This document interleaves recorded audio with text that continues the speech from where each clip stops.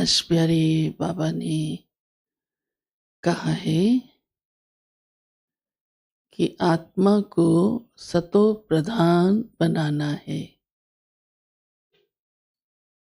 अब वो सतो प्रधान कैसे बनेगी? स्वयं बाबा ही आकर हमें उसकी विधि भी सुनाता है, पुरुषार्थ भी करवाता है। अब तक वो नहीं जानते थे, इसलिए क्या करते आए? पानी से धोते आए।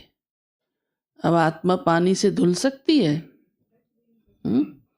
आत्मा तो क्या, इस दुनिया की भौतिक कई वस्तुएं भी पानी से नहीं धुल सकती। आप मोबाइल को धो लो, अंदर पानी में डुबो दो, बंद हो जाएगा, है ना? हो जाता है ना? फिर चाहे कितना ही वाटर प्रूफ भी बनाते रहें, पर आत्मा की धुलाई होगी ज्ञान और योग से। तो आज बाबा ने कहा है, आत्मा चैतन्य है, एक बैटरी है जो चल रही है, उसको सतो प्रधान बनाओ। इतना ज्ञान और योग अपने अंदर भरपूर करो, बैटरी को फुल करो, जो रावण को जगह ही ना मिले आने की। क्योंकि आत्मा को पतित बनाया किसने, नीचे गिराया किसने, भटकाया किसने? बाबा ने कहा रावण ने भटकाया। दिखाई नहीं देता, लेकिन कैसे अंदर घुस गया। जैसे वायरस घुस जाता है ना आज के टाइम में, किसी भी चीज में, शरीर में भी पता ही नहीं चलता। तो रावण जो दिखाई नहीं देता, क्योंकि वो कोई व्यक्ति नहीं है, 5 विकार हैं, ये तो हम सब जानते हैं। बाबा ने ये समझ दे दी, पहचान दे दी। तो रावण को निकालना है। उसका स्थान हमारी आत्मा के अंदर नहीं है, और वो उसकी समाप्ति होगी ज्ञान और योग से। फिर बाबा हमें एक फायदे की बात सुनाते हैं, परम धाम में पहले कौन जाएंगे? आपको जाना है, लास्ट में जाना है? पहले जाना है। बाबा कहते जुदा भी पहले आप ही हुए हो ना। परम धाम में सभी आत्माएं वहां खड़ी हैं, और हम नीचे उतर आए अपना पार्ट प्ले करने के लिए। जो आत्मा सबसे ज्यादा अच्छा पार्ट प्ले करने वाली, सतो प्रधान रही, वो सबसे पहले उतरी। तो आप सब तो श्री कृष्ण के साथ साथ उतरने वालों में से हो, ऐसे ही ना?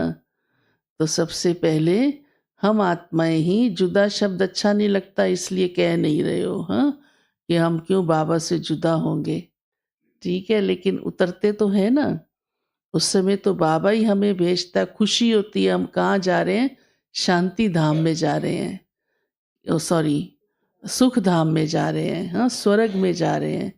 भले कॉन्शियस ना भी हो, लेकिन आत्मा का पार्ट तो वही होता है ना। तो जैसे बच्चों को भी स्कूल भेजा जाता है, थोड़ा सा बड़ा हो जाता है, तो बाबा तो कह रहे हैं तुरंत श्री कृष्ण की आत्मा नीचे आए तो पीछे पीछे आप भी आ जाओ, साथ साथ आओ तो बहुत ही अच्छा है। लेकिन बहुत लेट क्यों आओ? ऐसा पुरुषार्थ इस समय अपनी आत्मा को काबिल बनाने का करना है। आजकल बाबा एक बात पर और हम सबका ध्यान खिंचवा रहे हैं कि पाप आत्माओं से लेन देन मत करो। ये सारी दुनिया की आत्माएं पवित्र नहीं है। सभी में 5 विकार हैं। आप कोई भी लेन देन करेंगे तो कोई उसको लोभवश यूज करेगा, कोई मोहवश यूज करेगा, कोई क्या कोई क्या। बाबा एक बार सैर करा रहे थे बच्चों को पहाड़ी पर, तो उस समय वहाँ कोई टूरिस्ट नहीं होते थे, थोड़े बहुत कोई कोई होते थे।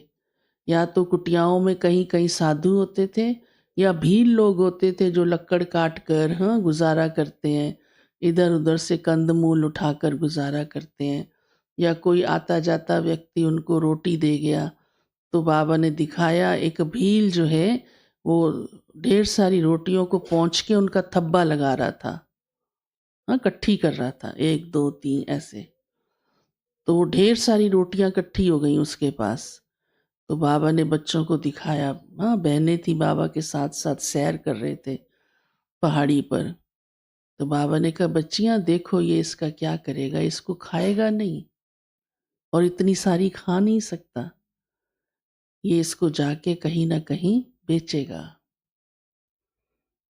तो रोटी तक भी देख लो, हाँ, तो आज कोई कपड़ा दान करता है, आप इधर से कंबल दो, वो उधर से कंबल बेच आता है।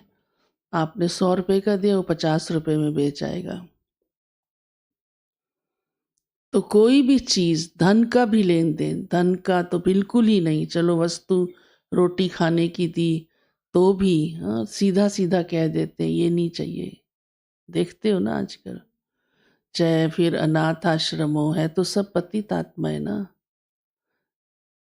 आप उस समय कुछ दे भी दें, उस समय उसकी भूख मिट जाएगी, अच्छी बात है। फिर दोबारा भूख लगेगी तो कौन जाएगा? ज़िंदगी तो हाँ, फिर ये काम करने वाले तो संसार में करोड़ों लोग हैं। आपको तो बाबा ने बहुत ऊँचा काम दिया है, श्रेष्ठ काम दिया है, जो दूसरे नहीं कर सकते। कोई भी नहीं कर सकता, दूसरे एनजीओज़ भी नहीं कर सकते।